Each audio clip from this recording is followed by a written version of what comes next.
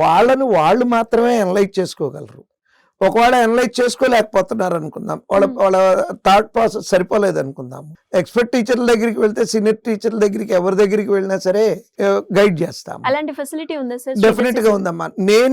నేనే కలుస్తాను. కాకపోతే ఏంటంటే అవుట్ ఆఫ్ బిజీ షెడ్యూల్ ఒకసారి వచ్చినకి ఇమ్మీడియట్ గా సలహా చెప్పలేకపోవచ్చు, ఇంకోసారి అవసరం అది, ఎందుకంటే లైఫ్ కాబట్టి. అంటే వీలున్నంత వరకు కలిసి సమాధానం చెప్పడానికే పిల్లలకి అవకాశం ఇస్తామమ్మా. దాన్ని ఉపయోగించుకోవటం ఎంత బాగా ఉపయోగించుకుంటే, అంటే ఎట్లా అంటే ఒక ఎగ్జామ్ మార్కుల షీట్ తీసుకొని వస్తే అంత బాగా అనాలిసిస్ చెప్పలేకపోవచ్చు. 2-3 ఫెయిల్యూర్లు చూసి తీసుకొచ్చారనుకోండి అమ్మా, అంటే నిజం చెప్పాలంటే ఒక డాక్టర్ దగ్గరికి టెస్టులు తీసుకెళ్తాం, బ్లడ్ టెస్ట్ ఎట్సెట్రా ఎట్సెట్రా, మాకు అయ్యి వాళ్ళ యొక్క టెస్ట్లు అనమాట.